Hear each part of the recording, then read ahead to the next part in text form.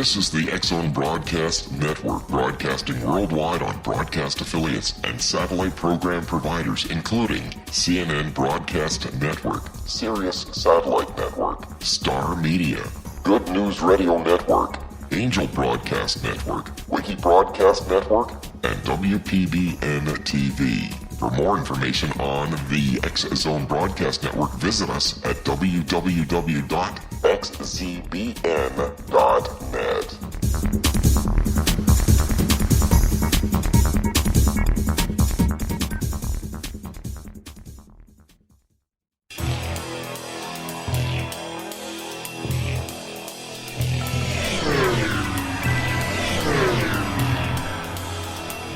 This is A Different Perspective with Kevin Randle. A retired U.S. Lieutenant Colonel, Kevin Randle has been studying UFOs for nearly 50 years. Kevin has investigated some of the most famous UFO cases in the world and has been consulted for dozens of documentaries about UFOs. Considered one of the leading experts into the Roswell UFO crash of 1947, Kevin has written more than 25 books about UFOs, including the recently published Roswell in the 21st Century. Now, here is the host of A Different Perspective, Kevin Randle.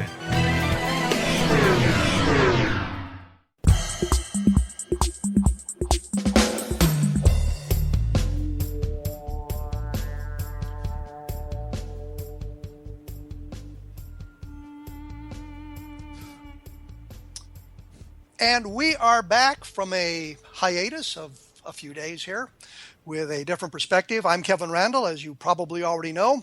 Tonight I am joined by Don Schmitt, who I guess in the full disclosure here, in the interest of full disclosure, I should point out that I've known for nearly 30 years.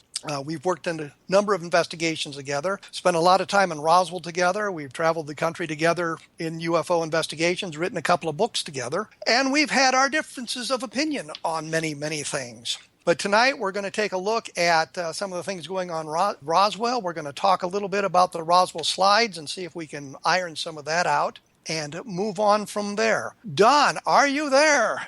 I am here, and last time we spoke was when you were doing a show down in Midland, Texas. I'm kidding.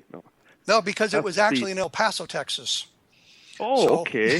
There you go. So, big city. Yes, we've moved up in the world. We're now in Hamilton, Ontario, Canada, with the X-Zone Broadcast Network, and I couldn't be happier about that. Well, from practically one border to across another, so good for you. Congratulations. Yes. And as I mentioned, Don has done a number of books. I think the latest is called Children of Roswell. You've done Witness to Roswell, and I forget the name of the Area 50. Was it the Area 51, the Wright-Patterson connection, or? The well, not the connection, but the true Area 51. Wright-Patterson, correct.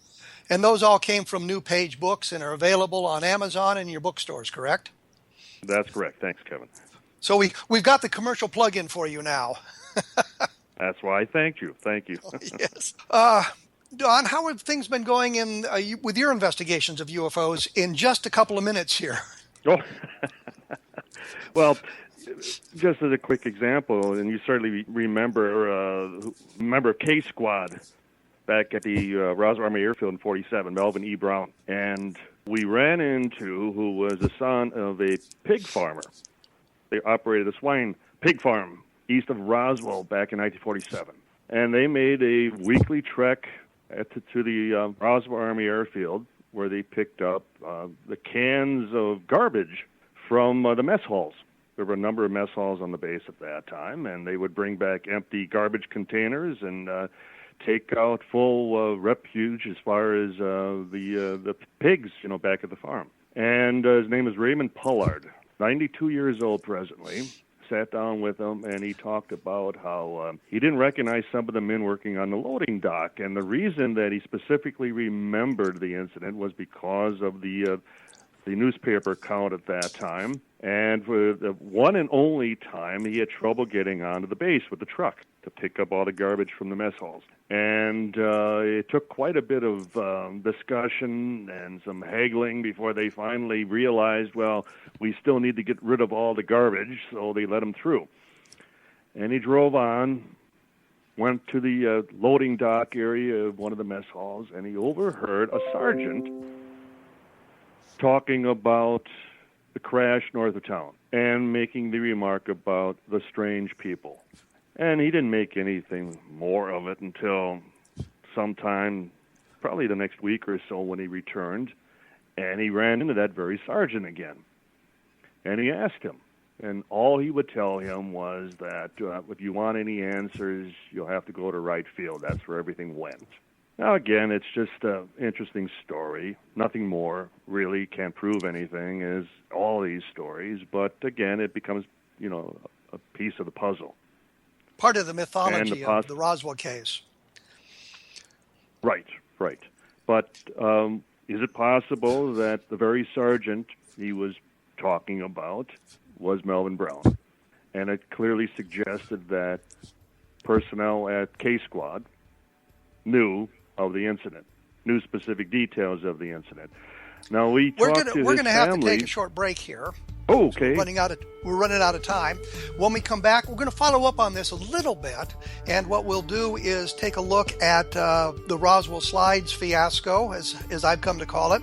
For those of you who are interested, you can read more about the Roswell case quite a bit at www.kevinrandle.blogspot.com, and I have a new book out called Roswell in the 21st Century, which covers an awful lot of this stuff in detail. But we'll be back right after this with Don Schmitt, and we'll talk a little bit more about what this fellow saw while he was at Roswell in 1947.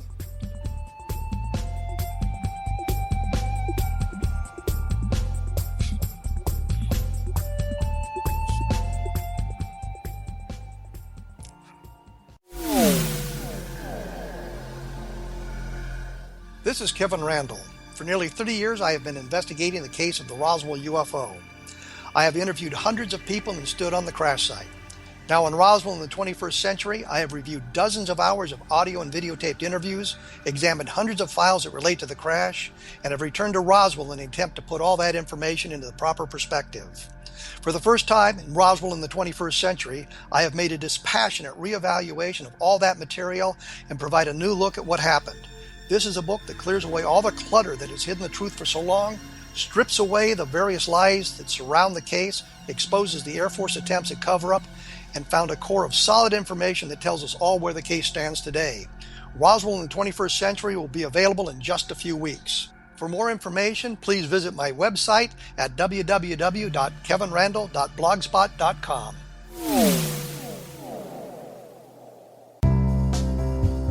Gibbs A. Williams, Ph.D., is a practicing psychoanalyst, supervisor, researcher, and author in New York City. Much of his life has been dedicated to understanding nature and the uses of meaningful coincidences or synchronicities. His radical and original non-Jungian, non-mystical, non-magical theory of synchronicities illuminates much of the fog surrounding this challenging and perplexing topic. His ideas and manners are fresh, presented in a style that is both entertaining and highly informative. He is also an expert on crisis intervention, specially focused on violence reduction for the police and citizens, mastering anxiety, frustration, and stress without the use of medication, and effectively preventing and treating heroin addiction. Dr. Williams can be contacted at his email address at gwwilliamsny11@aol.com or visit his website at www.drgibbswilliams.com.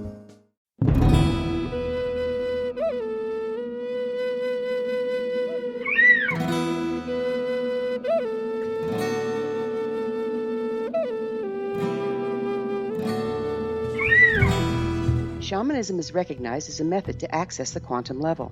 Mastery of shamanic skills puts spiritual information and healing power into your hands. Path Home Shamanic Art School, a bonded Colorado certified occupational school, has met rigorous state standards, ensuring its director and instructors have the qualifications to teach the shamanic arts. Path Home offers its certification program in blocks of study. Block 1, a 5-day intensive, will be held in the beautiful mountain town of Coaldale, Colorado, October 13th through 18th. Registration deadline is September 12th. Experience journey trance, power animals, helping spirits, sacred space, and life purpose. Come discover your power. Join me, Gwilda Wiyaka, in the magical world of shamanism. Call 303-775-3431 or visit findyourpathhome.com.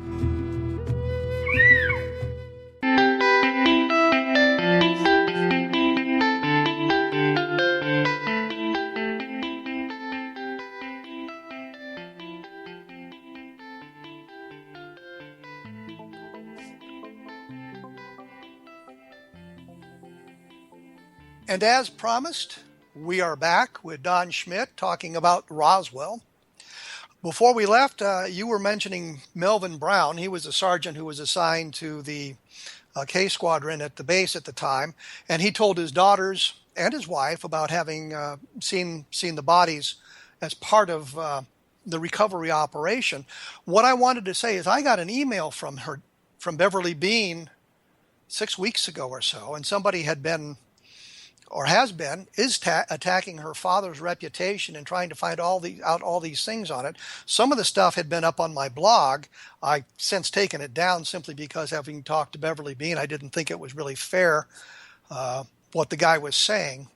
But so we've got some of that going on. And then that was one of the things, before we get into the other stuff I wanted to talk about just for a moment, is oftentimes these witnesses talk to us, tell us their stories, and once their names are released, we ended up with a lot of people wanting to verify that information and calling them sometimes in the middle of the night and sometimes accusing them of all sorts of nefarious activities. So I'm always now reluctant to mention witnesses' names simply because that can result in some of that happening to them. But I thought it was interesting Beverly Bean had written to me.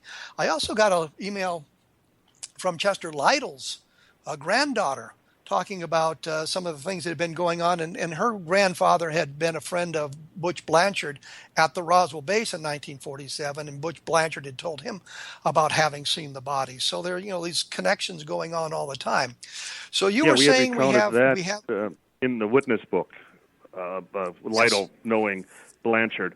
And I wasn't aware that Beverly Bean had contacted you, but I'm not surprised that, in fact, I pretty much know who the individual is because I've received similar emails from him for probably the last 7 years attacking Melvin Brown, and that he somehow claims to have, tracked up, did some tracing in his background, and his being transferred over to England, and then marrying over in England, and even got into his personal life and his wife and his girls and so on. So, but I think the best example would be when Bill Brazel, Mac Brazel's son, received a phone call from none other than Philip J. Klass on a Christmas Eve, calling him a liar and challenging him to produce any proof, any evidence he had at the time.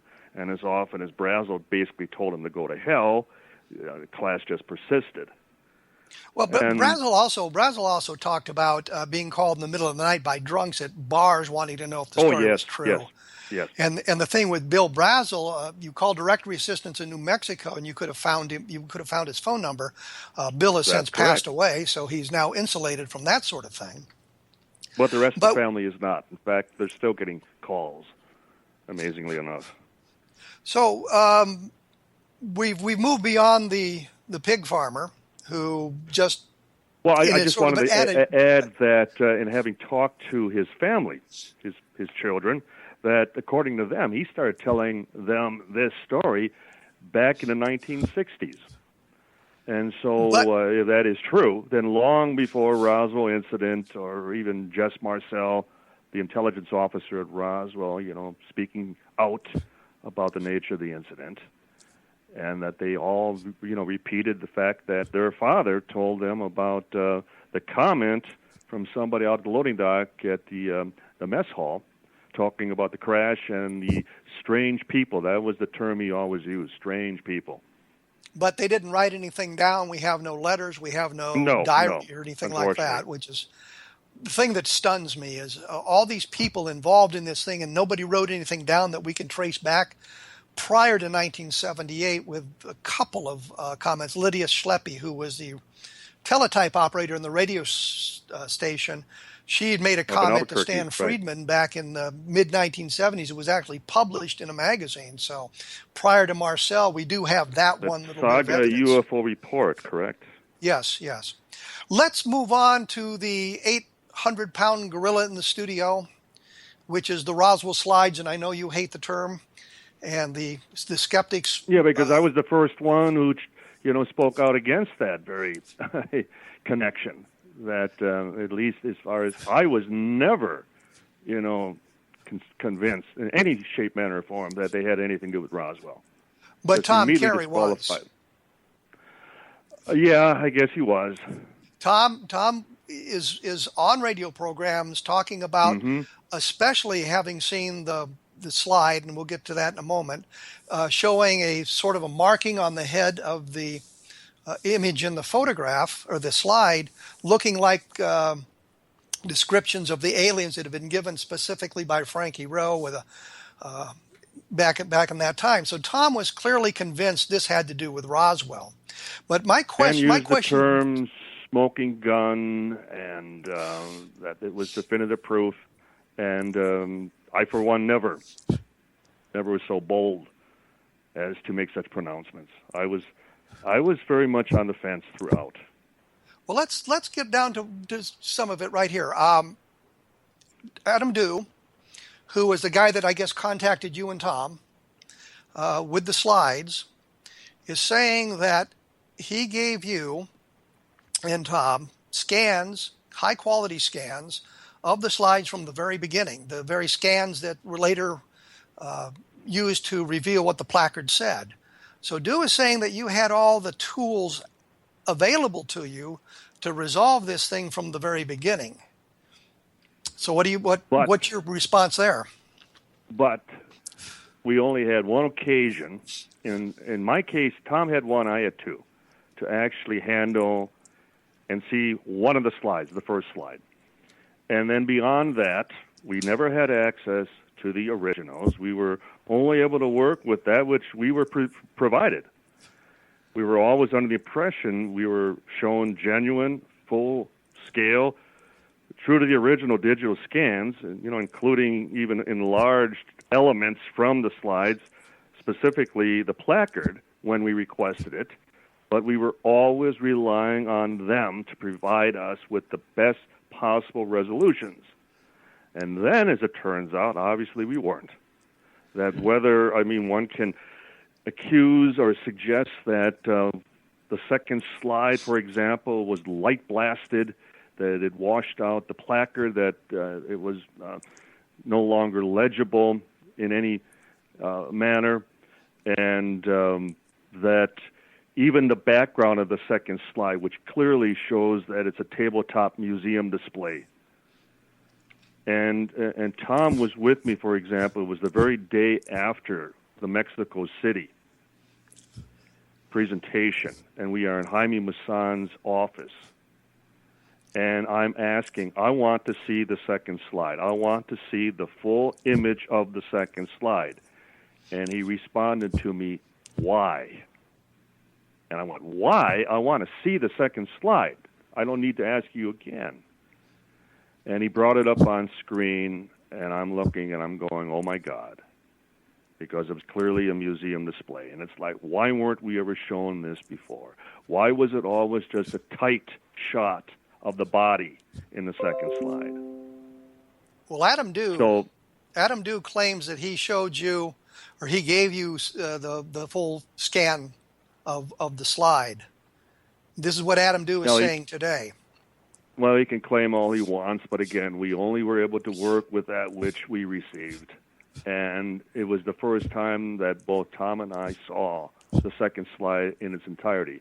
In fact, at the very close, towards the close of the presentation the night before, I kept leaning over to Tom, why aren't they showing the second slide? Why haven't they shown the second slide as of yet? And it wasn't until the very end. So that, too, was highly suspicious in my mind. Do you think that Adam Dew knew what it was from the very beginning? I don't think it's really come out that even Joseph Beeson, the original owner of the slides, through his sister, he's a graphic illustrator. And in that sense alone, that between the two of them and the type of technical equipment that they would have had access to, that I guess one could highly suggest that there was some manipulation, that there was some cropping, some image compression, possibly some photo blurring, in selective areas of the slides.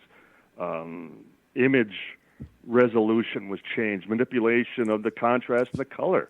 They made the slides, the body look wet and, even less aged in some of the images we've seen. So there was clearly manipulation going on. Do you believe the story about how the slide was discovered in the attic or the basement when Beeson's sister was cleaning out a house in Sedonia, Arizona? Do you believe that the slides were hidden from the rest of the slides, as they claim?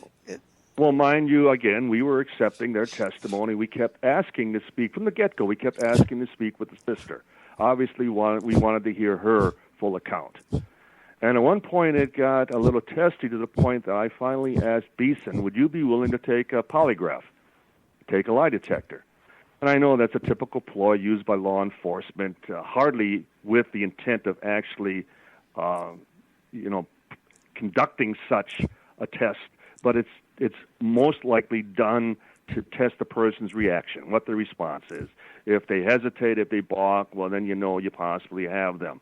And in Beeson's case, I will say he did agree. He immediately said, oh, yes, I'd be willing to take a lie detector test. So, again, that kind of took us back to square one. We were accepting their verbal testimony, their account of what took place. And yet, there are two different versions as to how the slides were discovered. And the first one being, according to Beeson, that his sister found them, this box of slides taped inside an envelope under the lid.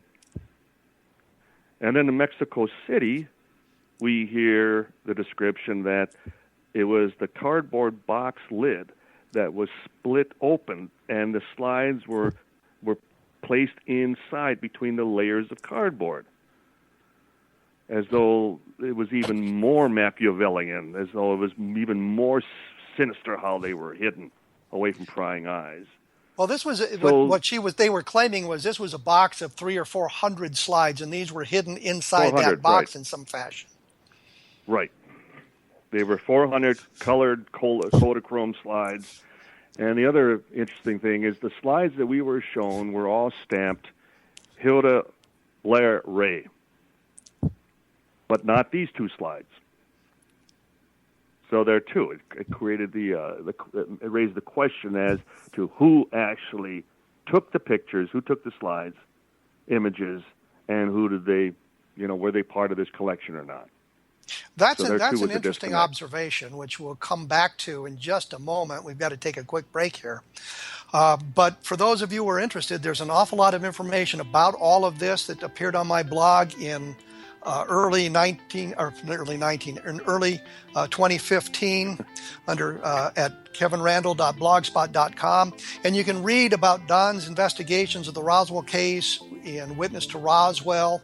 And the latest book, I think, is Children of Roswell. So you can take a look at all of that, learn a little bit more about it. And for those of you who really want to get into it, my book is Roswell in the 21st Century, and it is available now on a limited basis, unfortunately, at Amazon.com. So we will be right back after this.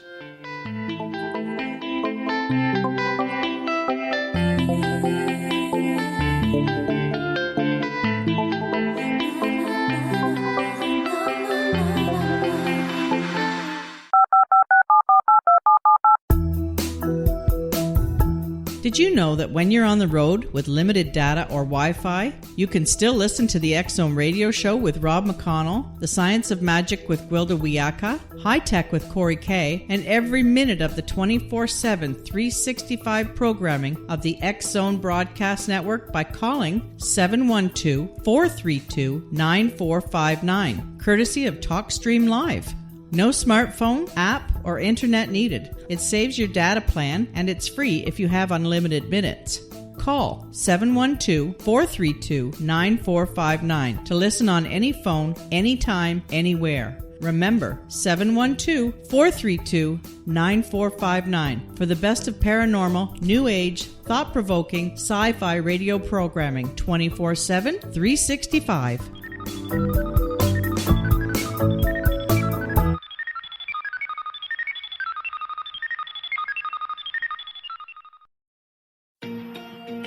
Wouldn't you love to know the secret to everything? Well then, meet Dr. Kimberly McGeorge and her cutting-edge breakthrough knowledge that combines science with possibility. Dr. Kimberly brings real-life answers and healing to those open to alternative solutions. She teaches solution-based programs and classes that will change all areas of your life forever. Specializing in conscious creation, intuitive readings, and energy medicine, you can rapidly shift health, relationships, business, and money and abundance challenges quickly. Receive her best-selling book, Secret to Everything, at no cost by going to secrettoeverything.com/X-Zone. That's right, transformation can start now. Just go to secrettoeverything.com/X-Zone and receive Dr. Kimberly's book for free.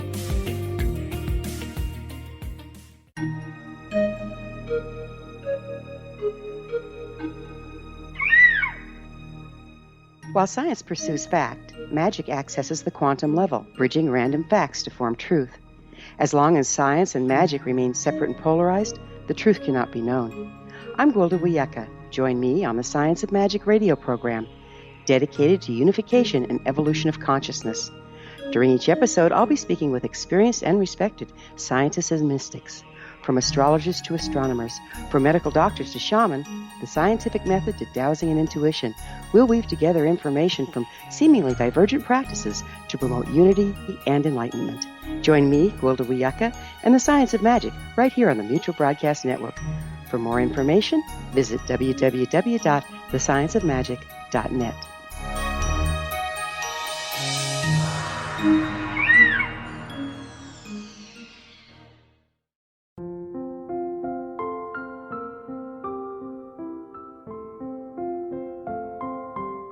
I am Dr. Carl O'Helvey, founder, president of a new cancer foundation focusing on evidence-based physical, mental, and spiritual interventions, including natural cancer cures, prayer, meditation, affirmations, nutrition, and other related holistic cancer prevention and cure modalities.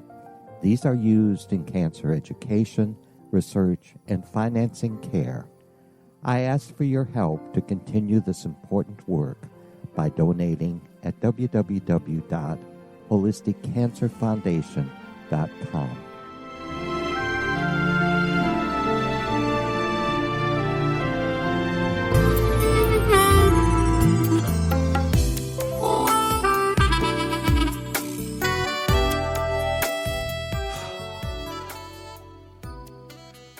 We are back with Don Schmitt. We're talking about the Roswell slides, or as I often have called them, the not Roswell slides. And we were talking about the discovery of them and the multiple stories that have been told about that. The question that I have is the slides would have been numbered. And it would seem to me that if you had this big box of slides, you would know where they came from in that whole collection. There would be a gap in one of those series of slides. Did anybody ever think to look for that and to determine whether the slides were taken around that time? Yes, in fact, that was another thing that we quickly encouraged as far as we wanted to see if there was a numerical consistency, if they indeed were part of that same collection or something else. And we were told they were, but then we were also told that the two body slides were out of count, that there was another slide, there was another image taken in between. So there was a missing slide. At least that's what we were told on one occasion. Well, I think when you take a look at the slide evidence that Dew put up on his website, which is now long gone, there was a slide number 10. I think it's number 9 and number 11 which have the images on it, and number 10 was missing. And that was a question I had as well, is what did slide number 10 show? Oh, precisely, exactly. In fact, again, we just accepted that they had whatever slides they had in their possession, and the fact that number 10 was missing, we just had to accept that it may have been the most spectacular of all, or it was something mundane. Well, let's beat this dead horse completely here, because one of the questions that has raised was before the May 5th presentation in Mexico City, it came out that the coding on the edge of the slide was for 1947. Is that something that Dew told you and Tom? As much as, and I was the first one, I had met with Joseph Beeson down in Evanston after Tom had first taken the phone call about the possibility of there being some photographic evidence. And you and I have both been there in the past where, even occasionally anonymously somebody would contact us and would claim to have some physical evidence. And you have to check it out. So I made the drive down to Evanston, just north of Chicago, met with Beeson. I was able to look at it, and the first thing I said was that we'll have to have this dated. We'll have to see exactly when this slide was manufactured and when it was exposed. And at that time, he had insisted that I sign a non-disclosure statement, which was fine. We had Tom do the same thing.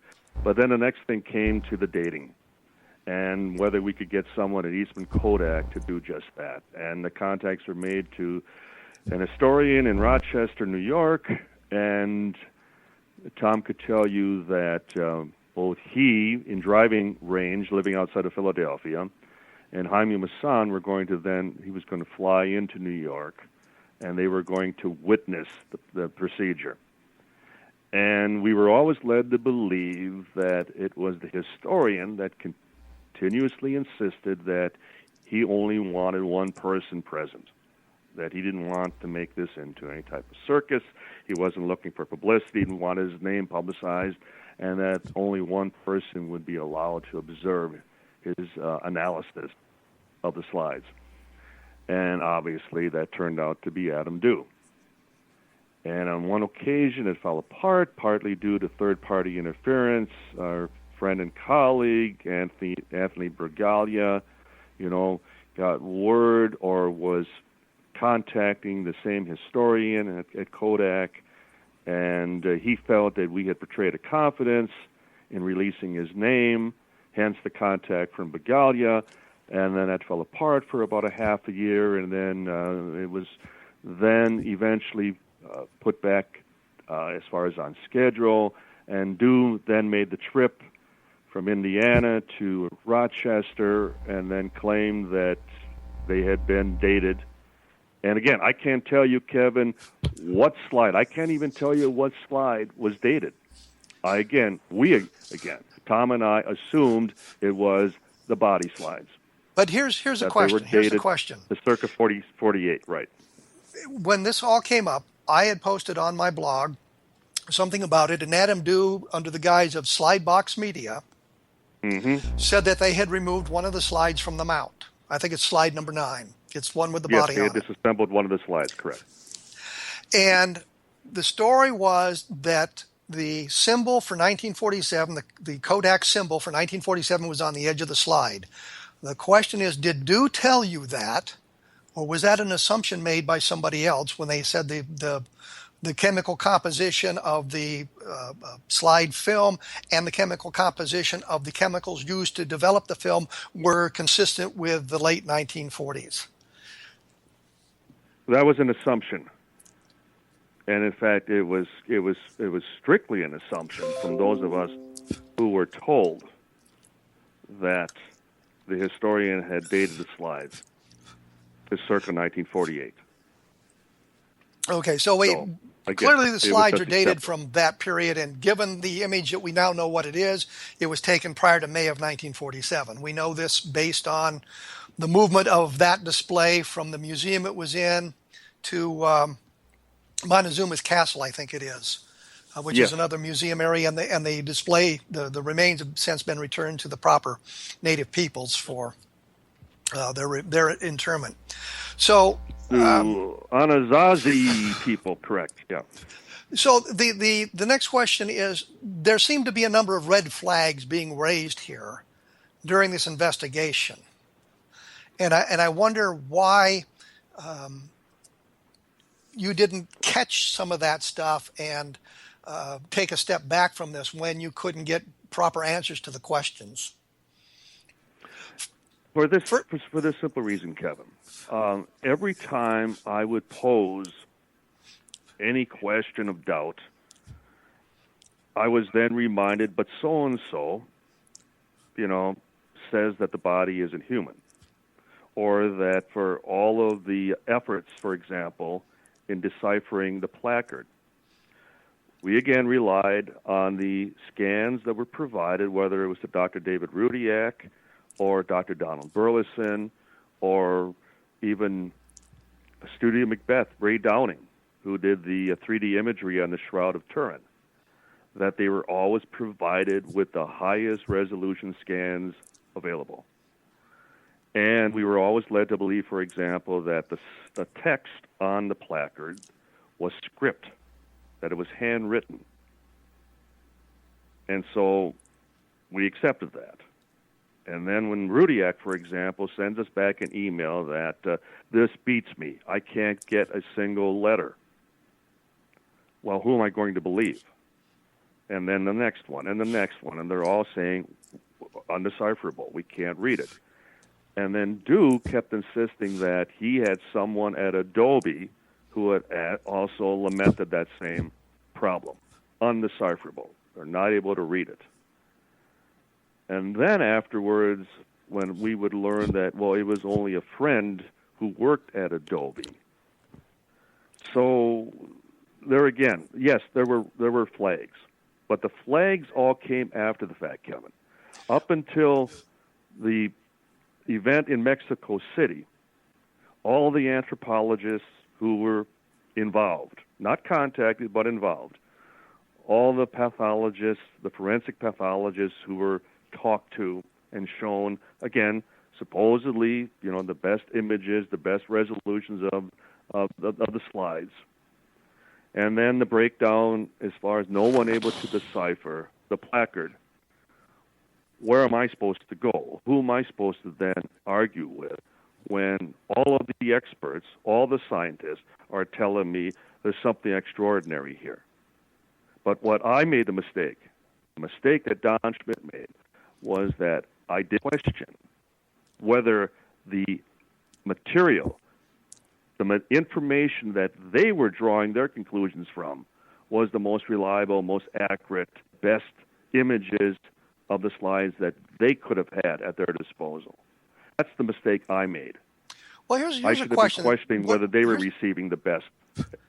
Here's a question that came to my mind when I was looking at the Kodachrome trailer, which Adam Dew put up on YouTube, which was, 3 minutes of stuff about this.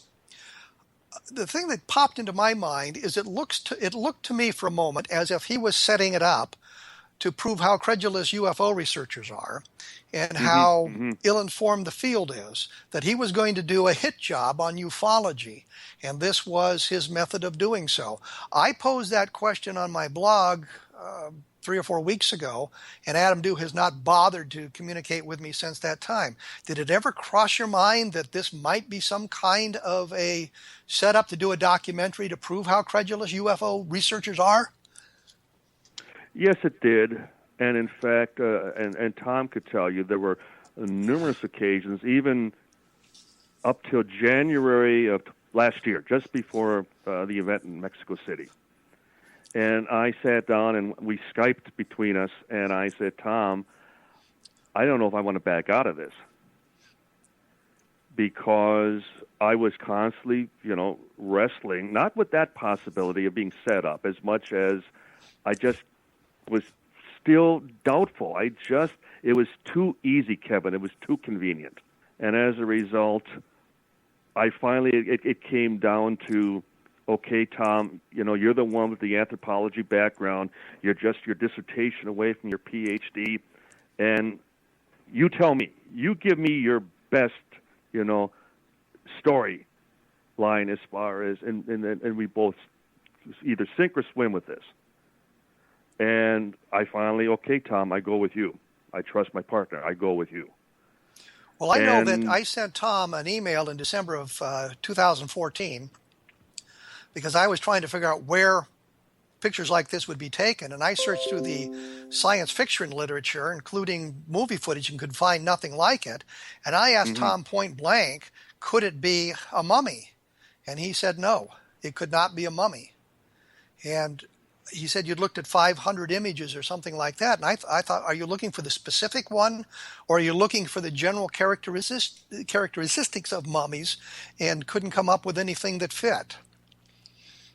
It still came down to, if, say, for example, let's take the placard off the slides. No placard. And let's take, the museum setting in the background out of the slides. We just have two images of two bodies. It would be, a split camp between those who still believe that it might depict something non-human, as opposed to those who they won't accept it no matter what. And I think that's the position that the owners of the slides may have taken. We have to light blast the placard. We have to somehow change it. We have to make it look so it's undecipherable. And then we have to shoot it tight so we don't see the background, that it is indeed a museum setting. Well, we'll have to take a quick break. And those are the things we did not see. We'll take a quick break here. I'm talking with Don Schmitt, author of Witness to Roswell with Tom Carey and Children of Roswell with Tom Carey. My blog is www.kevinrandle.blogspot.com, which has a lot of information, that the minutia of this story going back into 2015. And my book is Roswell in the 21st Century, and there is a segment on the slides in that book, although it is a reduced analysis of it based on things that we learned afterwards. So we will be right back with Don Schmitt and more of the Roswell case.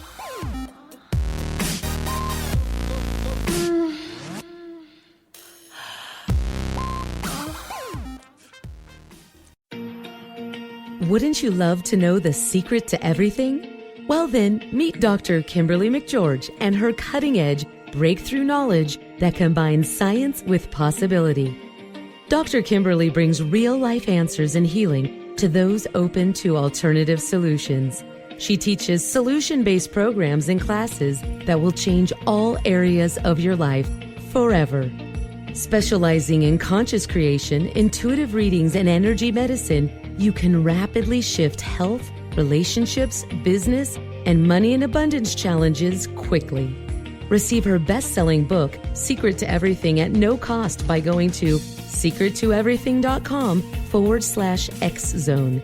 That's right, transformation can start now. Just go to secrettoeverything.com/X-Zone and receive Dr. Kimberly's book for free.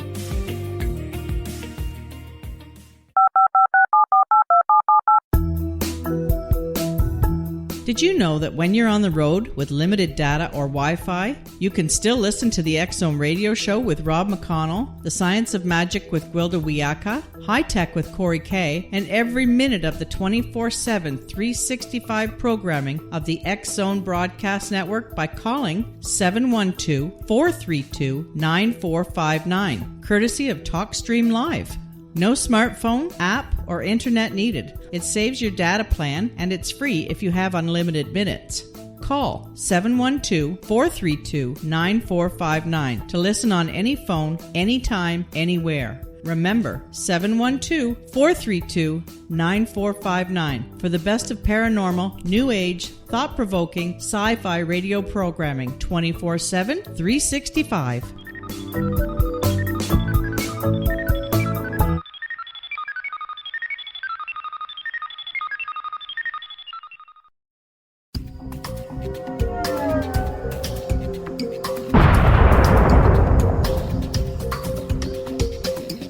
Coming soon to the X-Zone Broadcast Network is A Different Perspective with me, Kevin Randle, as your host. We'll be taking a close look at what is happening in the world of UFOs today with side trips into the paranormal. Guests will range from those who are household names to those who have a different perspective on a variety of topics. No topic will be taboo, but there will be tough questions asked as we all search for the truth about UFOs, the paranormal, and those things that excite us. Sometimes we'll agree with a guest and sometimes we won't, but we'll try to keep the program topical. For those of you who like to read, be sure to visit www.kevinrandle.blogspot.com and remember to listen to the other fine programs on the X-Zone Broadcast Network at www.xzbn.net.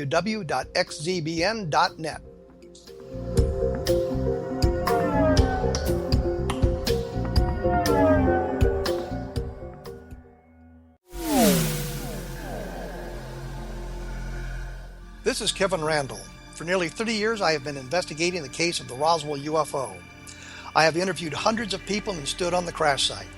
Now in Roswell in the 21st century, I have reviewed dozens of hours of audio and videotaped interviews, examined hundreds of files that relate to the crash, and have returned to Roswell in an attempt to put all that information into the proper perspective. For the first time in Roswell in the 21st century, I have made a dispassionate reevaluation of all that material and provide a new look at what happened. This is a book that clears away all the clutter that has hidden the truth for so long, strips away the various lies that surround the case, exposes the Air Force attempts at cover-up, and found a core of solid information that tells us all where the case stands today. Roswell in the 21st century will be available in just a few weeks. For more information, please visit my website at www.kevinrandle.blogspot.com. What happened in Benghazi is revealed by Nicholas Genix, author of Obama, Islam, and Benghazi. He informs the American people that President Obama deceived them by advocating a strong foreign policy prior to the 2012 presidential election, and Hillary Clinton supported this deception. As the title infers, there is a connection between Obama, Islam, and Benghazi. Ample evidence informs Americans that Obama's early indoctrination in the Quran developed an affinity for Islam, why the Quran is the source of discontent in many countries, and why the Obama foreign policy deception led to poor military action and caused the loss of American lives in Benghazi. Genix provides 36 questions for the Select Committee on Benghazi to validate if Americans are justified to mistrust President Obama and Hillary Clinton. An overview of Obama, Islam, and Benghazi is presented on the website www.futureofgodamen.com. That's www.futureofgodamen.com. Afterlife expert Roberta Grimes was the first one to say that dying can be fun. Now her best-selling book, The Fun of Dying, is available in stores worldwide. So if you wonder whether death ends life, how it feels to die, or what heaven might be like, The Fun of Dying was written for you. And if you have always been afraid of death, or if you worry that your life has no meaning, let The Fun of Dying ease your fears and bring new meaning to your life. Nothing said in The Fun of Dying is based on the teachings of any religion. Instead, Roberta draws on evidence to explain how death happens, how it feels, and what comes next. A lot of the best death-related evidence was produced in the first half of the 20th century. When it is put together with recent discoveries, it tells a consistent and amazing story. Roberta Grimes blogs and answers questions at robertagrimes.com. Her wonderful book, The Fun of Dying, is available on Amazon and at stores worldwide wherever books are sold.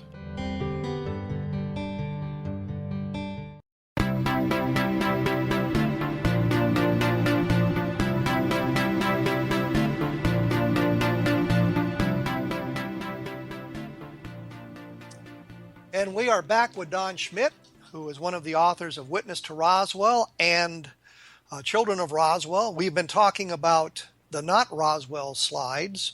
I think maybe a little bit too much about them. But we'll move forward in the Roswell case after I ask one single additional question, and that is, given everything we know now, you are convinced that what we have in the pictures, the slides, are the remains of an unfortunate child who died centuries ago. Is that correct?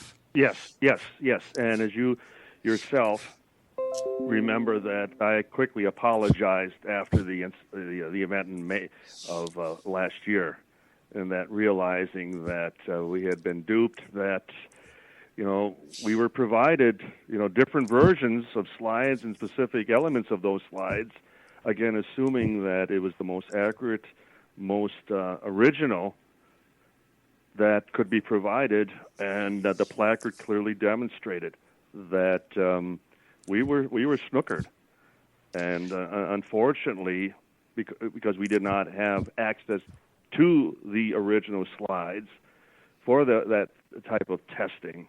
Again, we placed our faith in human nature, and that was a professional sportscaster, for example. Why would he risk his very reputation by getting involved in such a hoax, such a prank?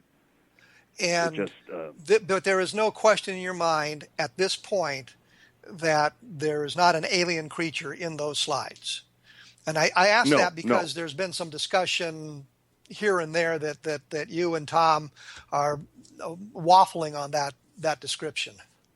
And that's what I don't understand, because, I put out the apology, and I voiced, as far as my very specific pronouncement at that time, that I accepted that indeed was the mummified remains of a human being, and that I'm still accused of waffling when the one thing that I speak out on and that I emphasize is that immediately after Mexico City, and Jaime Maussan and Adam Dew and Tom Carey were part of the phone conversation, I demanded that the slides would be publicly released.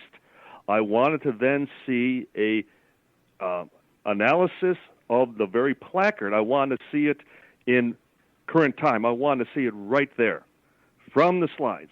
I wanted them to demonstrate that nothing had been altered. The one thing about these slides, this whole thing that really strikes me is this is one of the few cases where we have absolutely all the evidence to take us to the end. Once the placard was identified, once the museum was identified, documentation was found from 1897, 1898, showing how the mummy was recovered, showing its trip to the museums where it was held, and what happened to it. I mean, it was so well documented, it's obvious that this question had been solved. And the fact that, that we had a name for the first time, S.L. Palmer, that, he was the one who discovered the remains. And so for anybody who still believes that I've been hedging or that I have been expressing any doubt whatsoever, again, I'm not pointing any fingers. I'm not suggesting that a hoax was perpetrated, as much as if that was indeed the case, I fell for it. I made the mistake. And I was relying on the information that was provided us and the experts. And if there was one thing I also truly learned, is that even the scientific community, even the best people within their respective professions can make mistakes, can, as a result of receiving falsified information, then as a result make less than accurate pronouncements on said, evidence, said information. But then that has often been the case throughout history. Does this case we work with what we have? Does it hurt? Does the slide fiasco harm the Roswell case? Well, personally, I would like to believe it harms me in the sense that I'm connected to the Roswell investigation, and vis-a-vis, it could then in turn harm the investigation. But that was also one of the reasons that I so quickly denounced any connection to Roswell, because I wasn't finding any. There wasn't anybody who was providing, the connection, except the possible time connection. And as a result, it was just rank speculation. It was just wishful thinking. I was publicly, I was quoted within UFO Chronicles, stating that it was not physical evidence, and that's important to understand when a picture has evidence or has value, and that's when you know exactly who took it, under what circumstances, how were they provided the opportunity, how were the slides dated, that type of thing. So I was always questioning whether we were. I kept using the word. But you have to remember, Tom Carey was talking about this being the smoking gun. This proved that Roswell was alien. Tom is clearly on the record prior to May 5th making those claims. And Tom could also tell you when he spoke at American University, I was quite upset. I was actually quite livid when I learned that he had announced what we had and that he referred to them as a smoking gun. And so there were many challenges. There were arguments. There were disputes within the camp as to what we should do, where we should go, and whether we were dealing with the genuine article or not. No one's going to find anywhere where I've ever referred to them as connected to Roswell, as a smoking gun, or as legit. I constantly qualified every statement I made with the word if. If they're validated, if they're genuine, if they check out, if all the scientific community, stands in support of the images, then and only then would they be accepted as possibly genuine, because it's still a photographic image. It's not the actual article. And we didn't really have a good connection to it until after the reveal in Mexico City and after the documentation was found that we could connect all of this to a specific event, and it had nothing to do with UFOs. But, and isn't it interesting that the actual image, specifically of the second slide, with the full placard visible for deblurring and analysis, it doesn't come out till the Mexico City event. It doesn't come out till days thereafter. But you have to also remember that the skeptical community didn't have access to that slide until Adam Dew put it up on his website in the days that followed the May 5th presentation. And it was within 48 hours that they were able to deblur it. That's right. And the point is, to you and your listeners, neither did we. Just as the skeptic community did not have access, neither did we. And the mistake was that we still took the ball and ran with it. And in my case, that was strictly because I was relying on the experts, the scientists, those who were unable to deblur the placard, and those who were stating it was not human, that it was non-human, that I accepted their expertise.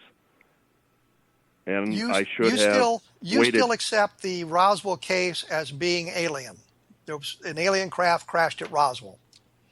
I don't even use that word, Kevin. I think you know that. I'm very reluctant. I use the testimony of the witnesses where they refer to the little people, the little men, that type of thing. And to their credit, that they don't use words such as spacemen and extraterrestrial and even men from another planet, that type of thing. I'd like to believe that the investigation is still fluid. It's still ongoing in the sense that I'm not done. We're not done. We're still looking. It's still very fluid in that regard. So what I hear you saying is that you're not sure that it was an extraterrestrial event at Roswell. If definitive proof to the contrary, if anything were still forthcoming, which would demonstrate that this was something conventional, something prosaic, something we had never considered before. Let's just say that each new pronouncement that the government has provided us has gone wanting. It's not provided the final answer. We know, both of us know, it was not a mogul balloon. And we know it wasn't a rocket ship, or when I say rocket ship, I mean a rocket or missile from White Sands. We know it wasn't an experimental craft. We know it wasn't an aircraft from the base. So there's Russia, from Germany, right. So we're still wondering what it was, but what I'm saying is, so you're not convinced it was extraterrestrial. You think there may be some other answer? No, I am not 100%. I could say I'm 95% convinced, yes, based on all the eyewitness testimony, which certainly supports the first announcement, the first press release that went out, on Tuesday, July 8th, that they had captured a flying disc. And so far, I'm not finding any witnesses that would support any alternative explanation. But for those who come up with preconceived theories, such as Annie Jacobson, that it was a Russian device, from captured German, as far as flying wing, the Horton brother technology, and Dr. Joseph Mengele creating, 13-year-olds to appear as though they were alien, landing in the middle of New Mexico back in 1947. That's the problem, and people who attempt to seek out proof for a preconceived theory. We've got to go here, John. I thank you for taking time to chat with us this afternoon, or this evening, about this. Your book is Witness to Roswell and the Children of Roswell, and I thank you for taking time with this. If you want more information about the Roswell case, take a look at my blog, www.kevinrandle.blogspot.com.